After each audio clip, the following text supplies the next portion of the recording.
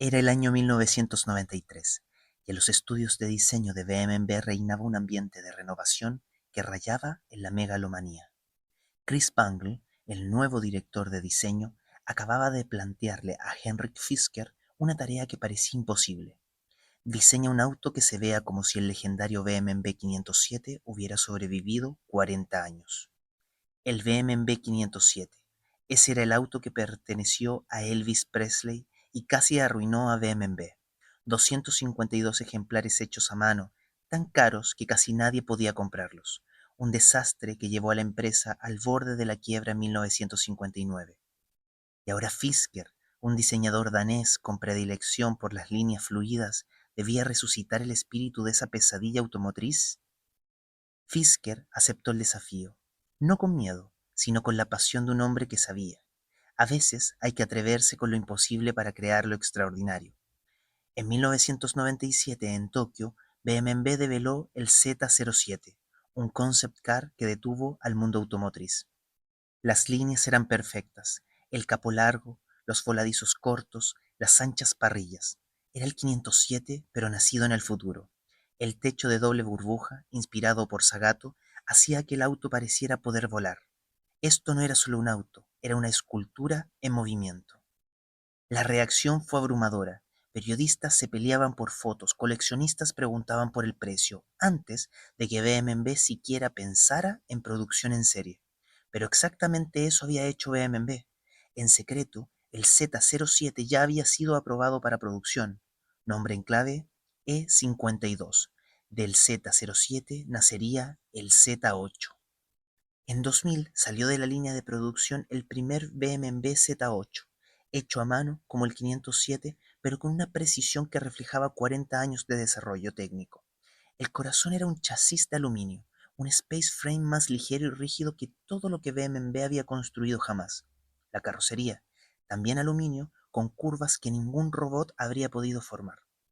Bajo el capó reinaba el S62, un V8 de 5.0 litros directamente del BMW M5 E39, 400 cb, 500 Nm, construidos por el departamento de Motorsport de BMW. No cualquier motor, sino uno de los mejores V8 de su época, acoplado a una transmisión manual de 6 velocidades, posicionada detrás del eje delantero para una distribución perfecta del peso, 50:50. Los detalles técnicos eran impresionantes. Luces traseras de neón, un estreno mundial en la construcción automotriz, que reaccionaban más rápido que cualquier bombilla. Un hardtop de aluminio, pintado a juego y perfectamente adaptado a las líneas del Roadster. Incluso los controles eran revolucionarios. El tablero inclinado hacia el conductor, los instrumentos en el centro, para dar una vista libre del capó. Pero entonces vino el precio, 235.000 marcos, solo con equipamiento completo, sin opciones. Para comparar, un Porsche 911 Turbo costaba 180.000 marcos, un Ferrari 360 Modena alrededor de 200.000 marcos. El Z8 era más caro que los íconos del mundo de los deportivos y llevaba un logo de BMW. BMW justificó el precio con un esfuerzo sin igual. Cada Z8 fue construido a mano, cada chasis soldado individualmente, cada curva formada en días de trabajo detallado. Las tolerancias eran más estrechas que en un avión, el control de calidad más meticuloso que en un reloj suizo. El equipamiento completo incluía todo lo imaginable en 2000: luz de xenón, navegación, teléfono, aire acondicionado, ABS, airbags, ajuste eléctrico de la columna de dirección y un detalle que aún conmueve a los fans de BMW: un libro de nacimiento para cada Z8 y un modelo a escala 1:18 de Kyosho en la combinación de colores ordenada. En 1999 sucedió algo que ningún presupuesto de marketing del mundo habría podido comprar. James Bond condujo el Z8. Antes incluso de que el auto saliera oficialmente al mercado, Pierce Brosnan corrió con el Roadster plateado por las pantallas del mundo en El mundo nunca es suficiente, con blindaje de titanio, misiles en las franquias laterales y función de control remoto. La ironía era perfecta. BMW solo tenía prototipos disponibles para las películas, por lo que los coordinadores de escena de riesgo construyeron réplicas sobre chasis de Kit Cobra. Cuando el Z8 fue cortado por sierras gigantes al final de la película, ni siquiera era un BMW real, pero el efecto publicitario fue invaluable. La producción arrancó y para sorpresa de todos el Z8 se vendió, no espectacularmente, no en masas, pero de manera constante. Coleccionistas y conocedores reconocieron lo que se había creado aquí, un auto sin compromisos.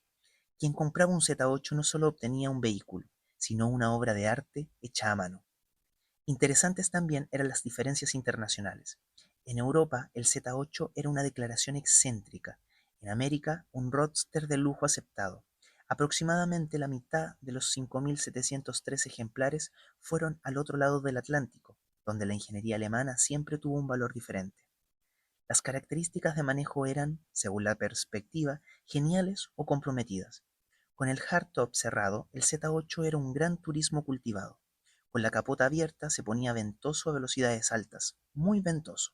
La suspensión era firme, deportiva, sin compromisos, pero no incómoda. La dirección precisa, los frenos potentes, el motor es un sueño. A mediados de 2002 llegó otra variante, el Alpina Roadster V8. Alpina, los refinadores bávaros, construyeron 555 ejemplares con un V8 de 4,8 litros 375 cv y sensación, una transmisión automática. Para el mercado americano, donde la transmisión manual no era obvia ni siquiera en deportivos. Pero en 2003 se acabó. Después de exactamente 5.703 Z8 y 555 versiones Alpina, BMW detuvo la producción. Oficialmente se había alcanzado la edición limitada. Extraoficialmente, el mercado había cambiado. El diseño retro, que a finales de los 90 había parecido revolucionario, se había convertido en tendencia. Chrysler, Audi, Volkswagen, todos experimentaban con referencias al pasado. El Z8 se había convertido en víctima de su propio éxito. Lo que había comenzado como una visión audaz fue copiado y diluido por la industria. BMW no quería correr el riesgo de que su obra maestra se ahogara en el mar de la ola retro. Hoy, más de 20 años después, se revela el verdadero genio del Z8. Mientras otros diseños retro parecen anticuados o forzados, la creación de Fisker no ha perdido nada de su atemporalidad. Las líneas siguen siendo perfectas, las proporciones insuperables. Los valores de mercado reflejan este reconocimiento. Un Z8 promedio cuesta hoy más de 200.000 euros, casi el doble del precio nuevo. Ejemplares perfectos con pocos kilómetros superan fácilmente la marca de los 400.000 euros. Las versiones alpinas son aún más exclusivas y caras. La razón es simple. El Z8 encarna algo que se ha vuelto raro en el mundo automotriz actualmente: perfección artesanal sin compromisos. En una época en que los deportivos son ensamblados por robots y diseñados por algoritmos, el Z8 es un monumento a la creatividad humana. Cada Z8 lleva la firma de sus constructores, las diminutas irregularidades en la soldadura, las curvas mínimamente diferentes de la carrocería. Todo eso hace de cada Z8 una pieza única. En un mundo de perfección industrial, la imperfección se ha convertido en lujo definitivo. Henrik Fisker, el padre del Z8, dejó BMW durante el desarrollo para liderar Design Work USA. Más tarde fundó su propia empresa y diseñó otros iconos como el Aston Martin DB9. Pero el Z8 sigue siendo su obra maestra, un auto que demuestra que el diseño es más que estilismo, es emoción fundida en aluminio. El BMW Z8 es la respuesta perfecta a la pregunta: ¿qué pasa cuando una empresa automotriz deja de analizar el mercado y comienza a realizar sueños? Se crea un auto que se vuelve más caro cuanto más viejo es, un auto que hoy es más relevante que en su época. En un mundo automotriz lleno de SUVs, crossovers eléctricos y asistentes digitales, el Z8 es una reliquia de una época en que los autos aún despertaban emociones. Quien hoy conduce un Z8 no solo conduce un auto, conduce un manifiesto, una declaración de que la belleza, la artesanía y la pasión son más importantes que las cifras de venta y los análisis de mercado.